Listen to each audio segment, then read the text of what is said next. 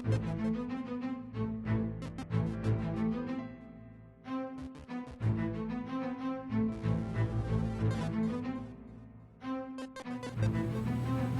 I'm Mr. Surface, and I'm here to take you through a common vocabulary lesson in my room. It is often the case that I'll be doing this lesson on Monday, and that it'll supplement and feed into the story or text that we're analyzing that week, the essay we're going to write, and sometimes even the homework quiz that we have every Friday. So let's take a look at how class always begins in Mr. Surface's class, with the introduction of a little bit of literature. This is the book City of Brass by S.A. Chakraborty. It is a fantasy book set in a fictional Middle East where sort of all of the Middle Eastern countries and West Asian countries are sort of squished together in this sort of like fantasy world. Jinn or genies populate this world amongst many other fantastical things from medieval literature. Islamic literature, and boom, it's right in this book. So what would happen is students would write this down and see if there are any problems with it. Like sometimes I'll take away a comma, sometimes I'll take away a semicolon, a dash, an em dash, dialogue, marks, citations. I'll take away some piece usually, and students will have to figure out, okay, what's missing? What do I need to fix here? This is no exception. This is how I always begin. So whenever you see red in this room, you see the color red, your student will write it down in their notebook. So you can check their notebook every day, say like, all right, where's that do now? Where's the correction? Okay? So that would be the do now. Let's talk about the next do now. After that initial do now, the one that students do without really any help until we start to go over it together, there's a more involving do now. This was a strategy called the link strategy. I learned it from a teacher who learned it at grad school at Johns Hopkins. So it has, you can find stuff about linking strategy online as well. I do have a video online that you can find that has a citation from an academic journal supporting this strategy for remembering vocabulary words. So how this works is you have a linking table, and in this case, it's for the word wearily. So what you do is, for this part, this is the link that I made for students. So they would write down the word wearily, they would write down the definition for it. I give them the reminding word, really. Now you don't see really inside of wearily, right? But if you go R-I-L-Y and then spell it correctly, that's a reminding word. If you're an auditory learner, it's especially helpful, but a visual learner could certainly get really out of there as well, all right? Your student would write everything in red, and the parts in purple they would choose. So if they think this is a particularly great way to remember the word wearily, Mr. Surface, here's this word here, really danced in a tired way. There's a definition, there's a reminding word, and there's the two combined into a story. Then it's illustrated over here. So students have to figure out, okay, what memory score did they give it? A minute, a day, a week, a year, or a life? And hopefully it's life, but if not, they can make their own later and make it more memorable. Then they identify which part of the linking table helped them to remember it. All right, is it the reminding word, the story, or the picture? Okay? After that, I'll usually share a joke to get the week started the right way. This joke is hilarious. Why did the Scarecrow win an award?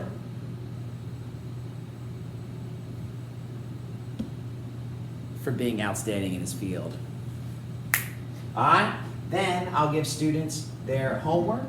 For the first quarter of the year at least, homework is memorizing Latin and Greek roots and then just evidencing the fact that they've memorized it every Friday. So they would memorize these. And you notice that they're in red, so they would write those. So if you want to check your child's homework, you can check that Monday evening. If you want to check whether they did the full do now, the quote and the linking table, and whether it helped them remember it, or maybe they had to make their own on the quiz later or in their notes. You'll go from there. After that is independent reading. Independent reading in this room feeds off of these buckets over here. One is library books that I take out for the students, and we keep them all in one place. Those cannot be taken out of the room. I also have, you see on the heater there, 2 more. One are just popular titles, and then graphic novels that I've purchased. I also have books in the back by my desk back there, and I also have books in the closet. I will reward 15 extra credit points for any student that comes in with a library card from the Norristown Library, and I will do an additional 5 to 10 points, I haven't decided yet, extra credit if they get the apps that allow them to rent Kindle books, so they don't even need to go to the library, they just need to be connected to Wi-Fi, and boom, they've got it. So please keep your eyes peeled for that library card, or get one, because then your student can come in with a book that they really enjoy. All right.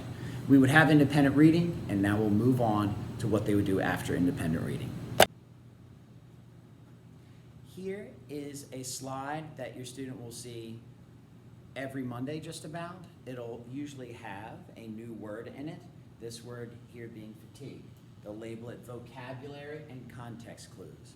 That's the focus every Monday, using context clues adroitly, intelligently, and remembering vocabulary, new vocabulary, and seeing it, I like to call it in the wild, right? So the first sentence I give them is usually a more simple sentence that goes out of its way to give them clear details about how the word works. In this case, it's fatigue, a noun, physical or mental exhaustion, okay? And as a class, of course, they'll write down everything in red, as I already went over, but then we'll read these sentences together, and they will have words from the top sentence and the bottom sentences on this web here, okay? So I'm going to go through this top and bottom sentence, and what the students would do is they would write just the words that are circled in red, okay? So let's give it a shot. Here we go. The marathon runner's body slumped with fatigue. Notice that the word is underlined. At the 25 mile of the mostly uphill race. Right? So at mile 25, they got tired. So what details in that sentence show you what the word fatigue might mean? Well, if you're running a marathon, that's a pretty long race. It would be pretty strange if you didn't feel any exhaustion, right? A runner is likely to feel exhaustion because running is difficult. It is physical exhaustion, so body could work as a detail. People slump when they get tired, right? So, slumped with fatigue at the 25th mile.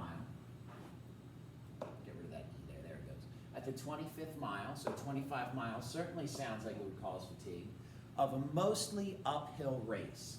Well, a race is likely to tire you out, and if it's all uphill, oh boy, we're in trouble. Notice how it's so packed with pretty obvious details that tell you what the word fatigue means. Here's the word fatigue in the story we're going to start this week, the medicine bag. You'll notice that it's a little more difficult to pick it out, or opaque, if you will. "Hi," I muttered with my head down. I tried to pull my hand away when I felt his bony hand trembling, and I looked up to see fatigue in his face. I felt like crying. I couldn't think of anything to say, so I picked up Grandpa's suitcase, took his arm, and guided him up the driveway to our house. Well, there are a few details that tell us what fatigue means there too, right? We can use this to help us understand fatigue with a little more context, and we can apply it down here. "Hi," I muttered with my head down. I tried to pull my hand away when I felt his bony hand trembling. Well, oftentimes people, their hand will tremble if their blood sugar is low, or if they're tired, or if they're about to pass out, or if they're exhausted, right? And looked up to see fatigue in his face. That fatigue is something observable, something you can see. That could be added as well. Not the most obvious detail to go along with it, but when they're responsible for coming up with their own sentence for it later, it does make sense that they would write it down. I felt like crying. I couldn't think of anything to say, so I picked up Grandpa's. The elderly are more likely to feel fatigue than the possibly, took his arm and guided him up the driveway to our house. The fact that he needed to be guided up a driveway, which is pretty evident which direction you ought to go, also illustrates his fatigue. So all of these phrases here would become part of your student's web. But that's not all, because then they're going to get up and move, and they're going to use visuals to help them understand the word too. Let's do that together.